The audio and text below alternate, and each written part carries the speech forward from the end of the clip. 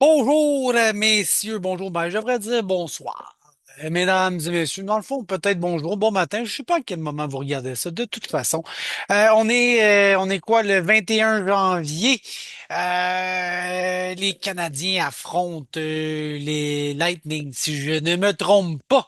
On va regarder après la première journée suite à l'investiture du nouveau président américain. Qu'est-ce qui se passe un peu sur les marchés financiers, dollar canadien avec le dollar américain. Donc, on voit hein, cette incertitude quand on dit il n'y aura pas de tarif finalement. Oh, peut-être qu'il va y en avoir. Oh, finalement, on ne le sait pas trop. Donc, on voit cette volatilité de monte-descend. On finit quand même presque 70 cents US. C'est pas un taux de change qui est très, très fort. N'empêche, on voit quand même l'impact que ça a eu, à savoir s'il y aura des tarifs ou pas. Ce genre de situation-là, hein, cette petite montagne russe, on l'a vu aussi dans les indices boursiers avec la bourse, le S&P, qui a augmenté, qui a baissé et finalement qui a fini très, très bon. Donc, c'est une célébration, je pense, aujourd'hui pour le nouveau président américain qui aime bien là, les indices boursiers. On sait je dirais pas qu'il s'en vante, mais il aime bien ça, publier comment le Dow Jones réagit, par exemple. Donc, c'est une journée dans le vert au niveau des indices boursiers américains. Tant mieux pour le nouveau président Donald, Monsieur Trump. Donc, ça, c'était le S&P 500. La volatilité est relativement faible. J'aime ça voir un peu les indices de volatilité. On voit que généralement, le VIX, là, l'indice de la peur qu'on appelle souvent, quand il passe en haut de 40, on commence à s'énerver le pompon. Aujourd'hui, 15. Donc, on a le S&P qui va bien, le VIX qui est pas en mode de panique. On a eu une petite frousse à quelque part au mois d'août, à un moment donné, si vous vous souvenez. Et donc, on est à un cheveu près, peut-être pas les miens, hein. On est à un cheveu près de faire des niveaux records sur les indices boursiers. Donc, on en manque un petit peu ici, peut-être, pour faire des niveaux records. Le Bitcoin aussi, hein, on est dans des niveaux très élevés, le Bitcoin. Donc, il y a encore une fois les indices boursiers, les crypto-monnaies, le VIX. C'est une journée quasiment parfaite, si je ne me trompe pas, sur les marchés financiers là, pour la première journée complète suite à l'investiture. À savoir s'il va y avoir des tarifs, j'aime ça m'inspirer de certains indices, là. Est-ce qu'il va y avoir des tarifs d'ici le mois de février? Donc, on voit que les chances sont très faibles selon les parieurs. Si on va en mars, 28%. Peut-être un petit peu plus de chance, mais on pense pas qu'il y aurait nécessairement 25% de tarifs. Et quand on regarde sur l'année au complet, est-ce qu'il y aura des tarifs au Canada? Ce que ça me dit là-dedans, ça me dit qu'on pense bien, hein, on ressent bien cette incertitude, les investisseurs, les participants du marché. On est à peu près tous d'accord. On dit, bof, il va y avoir des tarifs. Quand exactement? Pas sûr. Comment? Pas sûr. Mais on a bien l'impression qu'il va en avoir tôt ou tard. Donc, on voit vraiment là, cette incertitude qui vient influencer, à mon avis, là, la psychologie de l'investisseur sur les marchés financiers.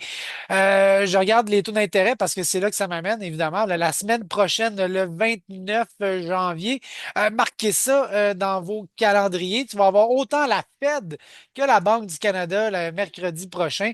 Et on s'attend pour le moment, là, ce qui est prévu, c'est qu'il y aurait peut-être une petite baisse de taux au Canada, peut-être qu'un quart de point.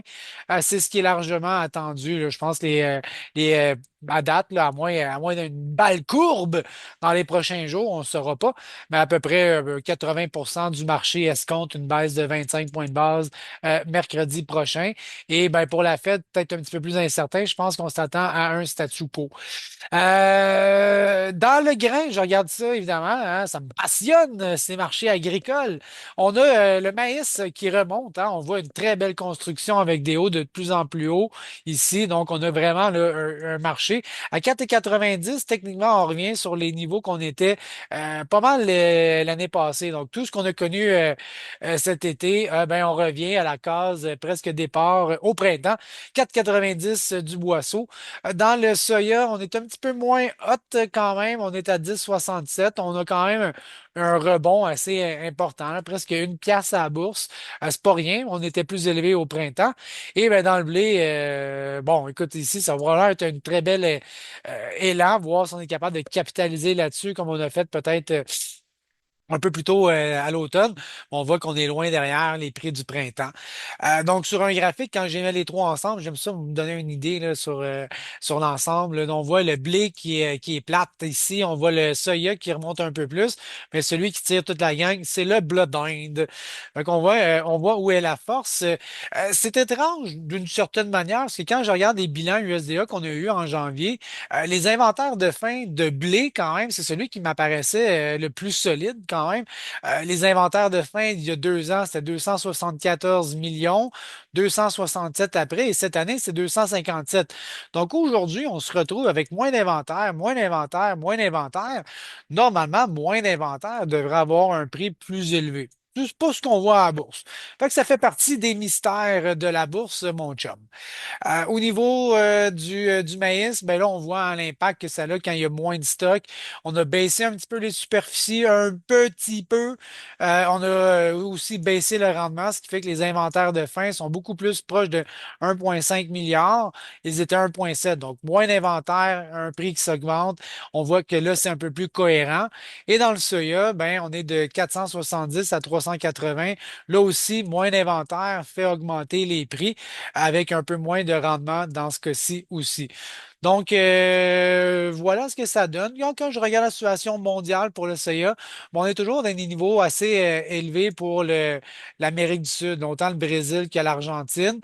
Les inventaires de fin sont somme toute similaires. Ça doit expliquer pourquoi le CA a peut-être un petit peu plus de misère à décoller que les autres. Alors voilà, mes amis, je vous dis bonne journée, bonne soirée, peu importe le moment de la journée. Ciao là!